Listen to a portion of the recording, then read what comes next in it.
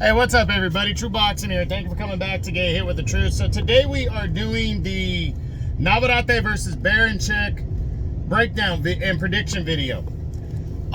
As Emmanuel Navarrette, the current WBO super featherweight champion, moves up to 135 to challenge for the vacant lightweight title and try to become a 4-division world champion as he battles the undefeated Berinchyk. Now, before we get into that, if you could smash the like button, leave a comment, or subscribe to the channel, I really do appreciate any and all support that I can get as I continue to build my channel here.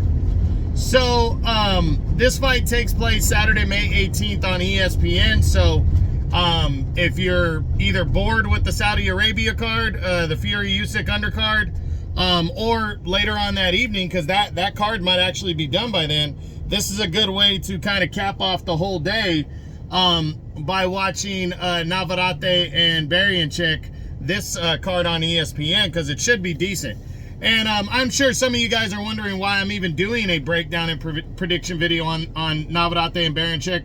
Well, it's pretty simple. Emmanuel Navarrette is the #1 fighter at 130. He's moving up to 135 to try to become a 4-division world champ against Berinchyk, who is a former Olympian. He was on the 2012 Olympic team out of Ukraine with Alexander Usyk, Alexander Vacant, and Vasily Lomachenko. This dude's the real deal. He's a decent, solid fighter from the Ukraine, and it's to claim a title at 135 and really put themselves in a position to maybe fight Vasily Lomachenko or George Kambosos, whoever comes out of that fight. Potentially Shakur Stevenson, or even what's his name himself, Tank Davis. So a lot, riding on this fight right here. Now, if you haven't seen my breakdown videos before, I break the fight down, talk about the fight, what it means, all that stuff, and then I get into each fighter and talk about the same stuff, what they need to do to win, ask the same kind of questions on both sides. Then I ask one final question at the end of the video, and then give my prediction on the fight.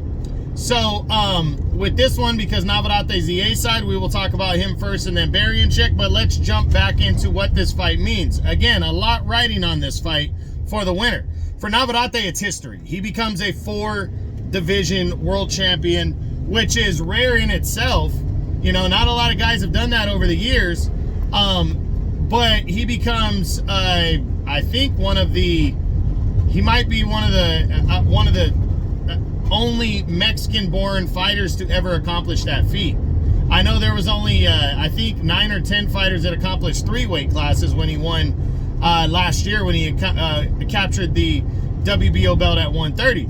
And there's a lot of fighters that are dancing around this fight right here with Navarrette and Berinchyk. There's guys at 130. Valdez is the interim champion, waiting to see if Navarrette wins, because he'll be upgraded to champ and then can try to unify belts.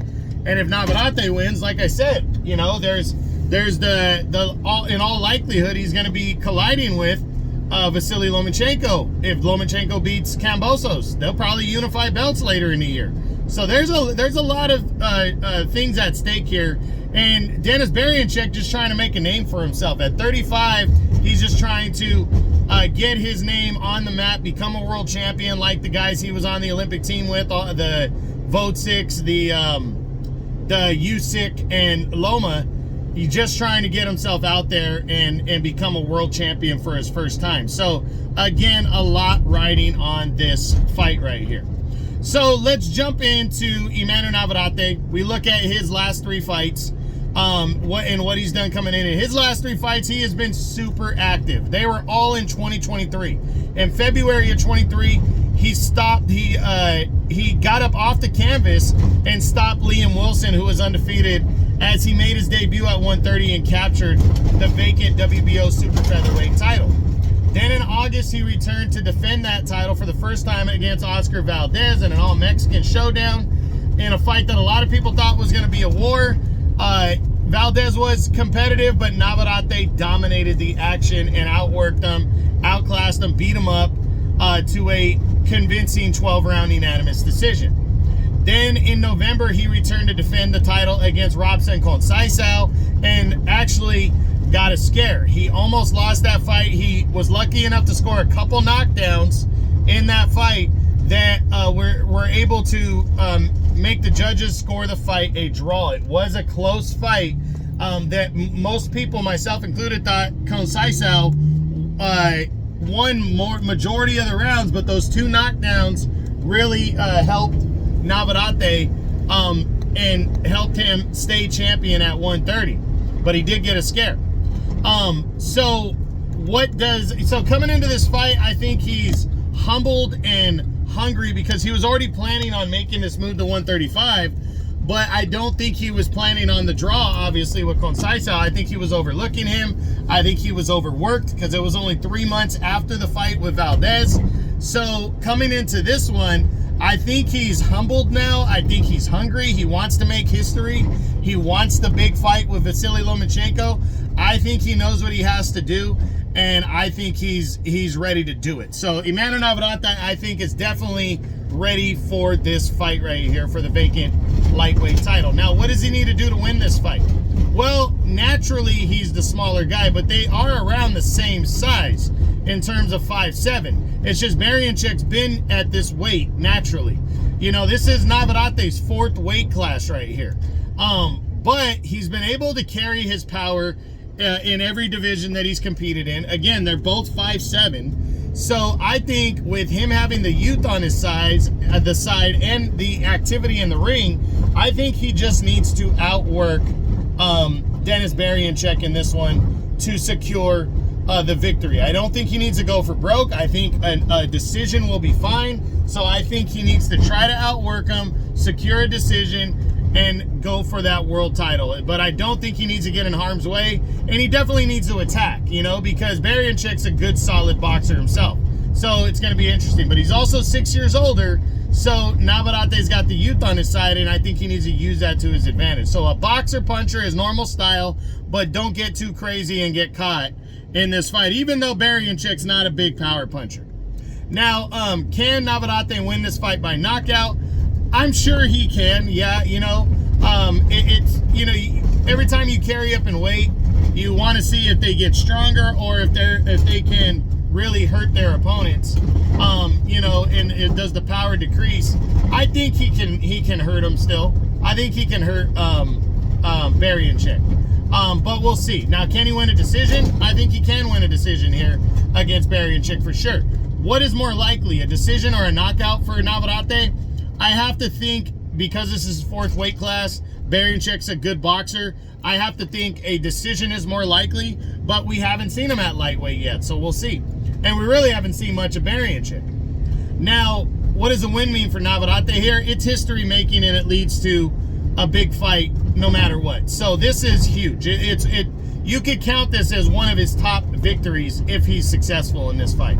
So it means a lot. It means everything for him to close out his career.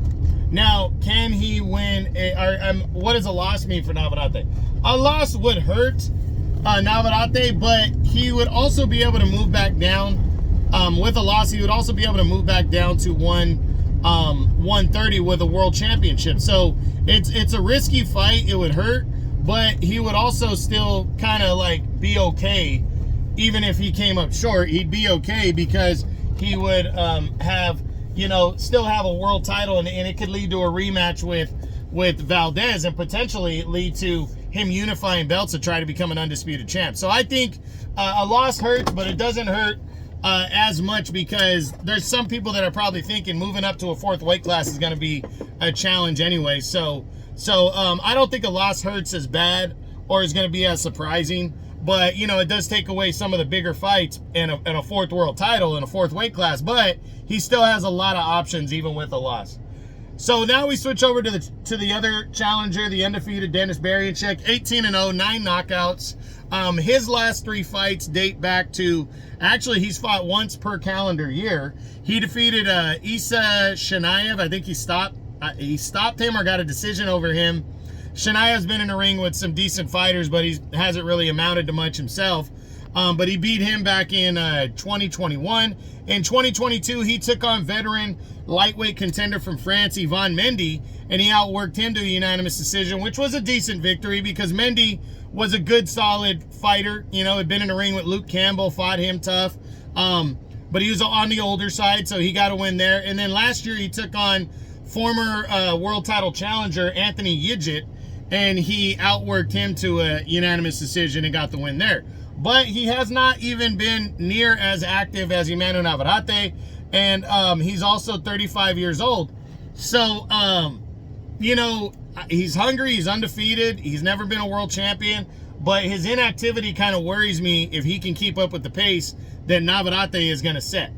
But I do think he's hungry and ready to go, and he does have, he's a former Olympian, so he knows his business in the ring. He knows what to do to win a fight. Now, what does he need to do to win this fight? Well, I think he needs to try to box and catch Navarrete before he can unload the combinations. He needs to hit him with, almost like what Dimitri Bivol did to Canelo. Right when Canelo was on the attack and trying to set himself up, Bivol would hit him with a 1-2-3 combination to back him off. And I think him being the more natural lightweight, he might be able to stun Navarrete if he can catch him off guard and throw the rhythm off. I think he really needs to look at the pace that Conceição set and try to set a high pace as well of throwing a ton of punches and winning a chess match in this one to secure a victory.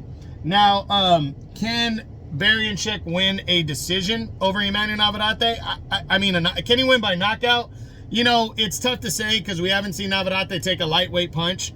But I think if he catches him cleanly or he can break him down and wear him down, I think the knockout's possible. Can Berinchyk win a decision? I think he can. I think he's a crafty enough fighter. He knows the game. He's smart. I think he can win a decision over Navarrete. Now, what's more likely, a decision or a knockout? I've never seen Navarrete really get hurt badly. He was hurt against Liam Wilson, but he got up and weathered it and secured the win. I think it's more likely a decision. What does a win mean for Berinchyk? Well, it means everything. It leads to a bigger fight with either Shakur Stevenson or Vasily Lomachenko. You know, probably later in the year to unify belts. It's his first world title. He beats a top-tier fighter in Navarrete, so it means a lot. It means everything to win this fight for him. What does a loss mean for Berinchyk? Well, it's going to be devastating. You know, take away the fact that it would be a first loss of his career. It just puts him back to the back of the line where nobody's going to remember or know him. And at 35 years old, I don't think he can afford that. So a loss is going to hurt him badly. Now, all right. So now the final question is it better for boxing if Emmanuel Navarrete wins this fight or if Denis Berinchyk wins this fight? And I think that's pretty clear. I think it's better for boxing if Emmanuel Navarrete wins this fight. He's the more known name. You know, the Mexican style of fighting is more attractive. He'll bring in a better crowd with a Lomachenko fight or with the Shakur Stevenson fight, or eventually with a Gervonta Tank Davis fight. You know, just makes it more exciting. He's more known, and he's a younger fighter, so you know that plays into it. And then the final, what's my prediction on this fight? Who's going to be the next WBO lightweight champion of the world at 135 between Navarrete and Berinchyk? And I think it's going to be Emmanuel Navarrete, but I don't think he is a shutdown favorite. I am not going to be surprised if Denis Berinchyk, with his pedigree, his amateur record, his Olympic experience, I'm not going to be surprised if he pulls this win out. I think it's actually going to be somewhat close, but I think Navarrete pulls out a decision win here and becomes the WBO lightweight champion of the world. But do not count out Denis Berinchyk. It should be good. So that's it. That's what I got. That's my Navarrete versus Berinchyk breakdown and prediction video as they will collide on Saturday, May 18th in the main event of an ESPN card as they compete for the vacant WBO lightweight championship of the world at 135 pounds. I hope you enjoyed the video. If you did, smash the like button, leave a comment, or subscribe to the channel. I appreciate any and all support. This is True Boxing. You've been hit with the truth.